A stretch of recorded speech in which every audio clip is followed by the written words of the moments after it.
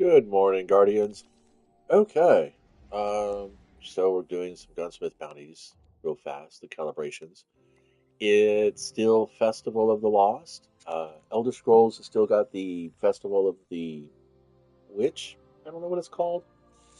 It's not really one of my favorites. It's mostly just a bunch of boss hunting for some cosmetics. But I'm reinstalling Elder Scroll, so there's a little bit of a jitter in my game that's probably going to be um, somewhat of an annoyance while I play, but I'm not playing for very long. Here in the United States of America, we've had our election. Uh, yeah, well, now we'll see what the next 4 years bring. Probably not too much of a not too much of a significant change for an individual like myself who lives so far down the food chain. Um, every day is a struggle. Every day is uh, an adventure. But that's why we play. That's why we have games. So to broaden our minds and uh, can not really necessarily condition ourselves, but give ourselves a space in which we can prepare for things. And they go sideways. Much like the sandbox changing constantly and subtly in Destiny all the time. For instance, recently noticed that my void grenades are doing way more damage than they used to. Hey, look, I got to rank 16 for the materials. Nice. Um, Whereas my solar grenades are still doing just as little as they've always done. Arc weapons, that's good. Grenade launchers, perfect. Trace rifle, okay. And a scout rifle. So we're going to be playing with the Mida multi-tool. I am so on the fence with the Brea's Love, unfortunately. I still really can't get behind it. Um, I do give it a chance from time to time, but it just doesn't quite perform as good as the. I can't use the Tiku, so put that away. It doesn't really perform as good as the Mida, honestly. Um, I think being a 180 is kind of it's slow and only a 2 point difference in the impact really doesn't bring out much of a significant draw, except for maybe the fact the big difference between the Mida and of course the Brea is that I can customize the Brea to fit whatever roles I needed to fall into. Um, Much like a political, a politician, you can customize them to fit within whatever roles you need them to fit into. And I mean, I've been thinking about politics for the last 40 years, and it all really does seem to be just a bunch of it's a lot like a tabletop combat game. It's a lot like a strategy game, like chess or checkers. I would say more like checkers, um, because all the pieces are pretty much the same. It's the player behind them that is uh, that is actually bringing the challenge to the game. It's kind of like, in the 1980s Conan the Barbarian movie, which of course has a lot of fans kind of fluctuating between because a lot of the Howard fans looked at the Schwarzenegger Conan story and was like, flavor wise, it's kind of in there, but Thulsa Doom was more like Skeletor, and Conan was never a prisoner or a slave of any kind. He left his village to go find adventure when he became of age, kind of situation. Uh, so there was no wheel of pain in his story. There may have been slavers in the Howard stories. Conan did spend a lot of time fighting against the wrongful imprisonment and enslavement of peoples. He believed that everybody had a right to choose their own path. Agency is a big thing for human beings. We're not so driven by our instincts, but yet we seem to be cowed under by our instincts in a moment's notice, mostly through social media. It's a big weapon. It's been used against us for several decades now, and it's kind of hard. I mean, because you have so many people in the audience going, "Hey, no, that's not cool. Don't click on the clickbait. Don't feed the algorithm. Don't feed a troll. Don't feed a bully." Yet, as a society here in the United States of America, because there are many other countries out there that are United States, they're like conglomerate countries. We do have a tendency to follow the crowd. We do have a tendency to um, be swayed by performance. Everything is a product and a service. Everything.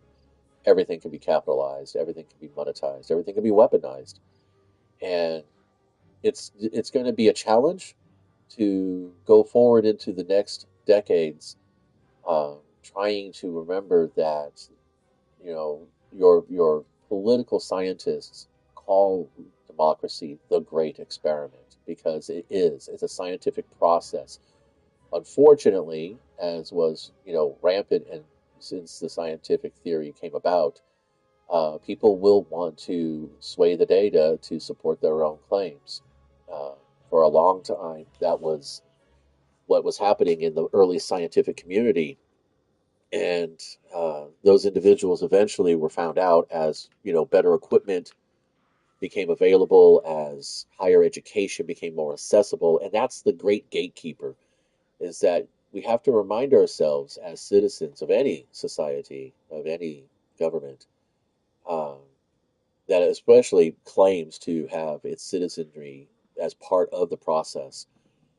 A lot of the time, the laws are not meant to keep the rich rich. They're meant to keep the poor and the middle class poor.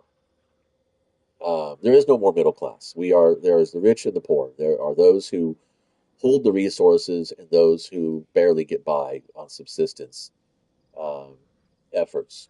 So, yeah, are we kind of moving back towards a more feudal attitude in the country? I don't really think so. I think there's a lot of maturity amongst our population such that we can look at the shenanigans in the governments around us and we can call it out. Um, but unfortunately, as long as there are institutions that collect and control the resources, as long as there are institutions that, and I'm not talking about like, iron, coal, oil, and all that stuff. I'm talking to like, the power of influence in media, the power of influence in entertainment, in news, the power of influence in fashion, even, even what we wear, what we buy as clothing, even what we buy as cars, vehicles, everything about human nature is about presentation. So as long as you have, these forces, these influences that can control what we choose as our presentation, we don't really have the agency we think we do, but we can still take it from time to time. We can actively choose not to pay for it, not to feed the trolls, not to feed the algorithms. Just like I choose not to feed Bungie my money anymore, and I play free to play, and I will continue to do so until something so significant and literally game changing comes along that it'll be worth my money. Because I've played this game for 10 years. I love this game. Don't get me wrong, I really do. I am a big supporter of the Destiny 2 and Destiny 1, the Destiny experience, if you will. I love the aesthetics. I love the way that it comes together so very organically when it comes to picking up new mechanics and things like that. The Bungie has done a really good job of making sure that everything flows like it's supposed to. You know, it takes very little for a brand new, never before played a first-person shooter uh, game to get into Destiny and understand what is going on with the game. And I do appreciate that, and I think that's a lot of the reason why it is. I mean, you can literally engage in this game, in this experience, and at the same time be functioning elsewhere around you. You can not necessarily multitask because there's no such thing as multitasking, but you can shift the priorities of your stack, of your tasks while you're playing. For instance, while I wait for Vanguard ops to load up an op that I'll probably bail out of because it's a battleground, I'm over here running through my emails, uh, checking on my Raid Shadow Legends game and making sure that my teams are doing what they're supposed to be doing. I'm going through some art notes, getting ready to do a couple pages in the journal, start planning Christmas gifts for my family and my friends. And it's you could do that. The game can get to the point where you could literally set up macros to play yourself. Um, and I think some PC people do, but Bungie actually frowns on that. They don't really play the game. Um, because your active organic interference with the rules, your collision with their mechanics. Oh, fucking awesome. Arms dealer, nice. Guess I'll stay for a while. Um, it lets them know what's good to build and what's not. Just like, Frontiers is coming out. I am super excited for Frontiers because it allows for solo operations. Um, will these be 15, 20 minute slogs? They say no. They say they're supposed to be done in under 10 to 12 minutes. They're meant for the solo player who has very limited time to get on, slam through a couple activities, feel satisfied that they did something with their account, that their character gets some kind of progression, and reward them appropriately. So, I think that's great.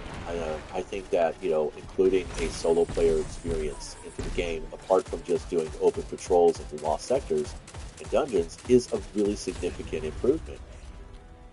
If they put some extra features of that behind a paywall, there's a high likelihood I'll pay for it. Um, I was excited for Destiny Rising, the mobile app game, and now closed alpha is already set. People have been playing it. There's a couple of uh, content providers out there who have actually done a good 2 to 3 hour, uh, live stream of their or recording of their gameplay, along with commentaries and things like that. Have not watched it. Have not had the interest to watch it. Based upon what I've seen from some of the cutscenes, I did watch a couple of cutscenes. Like there's this one that's now becoming a meme. It's the Ikora Shrug, is what they're calling it.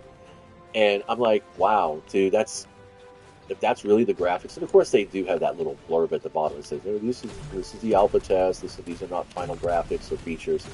But the voice actor for Ikora just sounds so AI, and I'm thinking, is this really what they're going to be doing for everything? Are they emulating, you know, these performers' voices with a robot? And if that's the case, I don't really want to support that.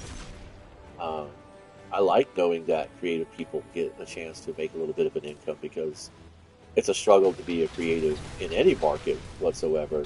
And now you've got to compete not just with other creatives, but now you got to compete with robots. I'm like, that kind of feels a little sus. But again,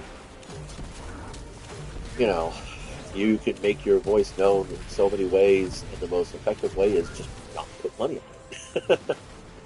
uh, yeah, so I don't know. I'm sitting back and waiting and watching and measuring the actions of those around me and measuring the reactions of the people who have the influence. And we're just going to kind of take it by year and see what happens. It's pretty much all I can really do in any game state. And then just be the best player I can be. That's really what it comes down to. You've got to have that you've got to have that commitment and that conviction and that companionship with your fellow players. You've got to realize that you're not the only one in the game. There are even those that are not directly influencing your performance or your choices. Even those that you may never meet again. Everything you do in the game matters in the game. How you engage, how you don't engage, how you react, how you don't react. It's really something that you don't realize just what kind of influence you really do have. You've got to be aware that, when you sass out in the game and you make the experience for everybody else sour because you're not having fun, that's not how you encourage fun. That's not how you grow fun. That's not how you, uh, you know, make a change. Rush has a fucking amazing song that I wish more people would, look to for that inspiration of how to be a positive influence, a positive force for change or growth. Really, it's not going to be change is nothing if it's not backed up by growth. That's the real problem. Is that we can change all we want. We can change the game all we want by our behaviors. Um, but if we're not backing that up with actual, positive growth, then change means nothing. Change is basically just jingling around in your pocket or hanging out in the fucking, slot machine. It's kind of garbage. Um, Anyway, that's going to do me for now. This is probably going to take a little few more minutes. This will probably be my one activity I do for the morning and before starting off with chores. I've already got laundry waiting to go into the dryer, so I need to be responsible here in a few seconds and get that transferred. But I don't want to be a dick and leave my fire team, to struggle against the fuckery that will be the first boss phase because that would just be stupid. In the meantime, I want to say thanks for stopping by and hanging out. Until then, till the next time, please be nice, be well, be the best player you can be, but don't be a douche. Don't be a dickbag. And most importantly, don't be a fucking troll. Uh, be aware. That's all. Thanks for stopping by.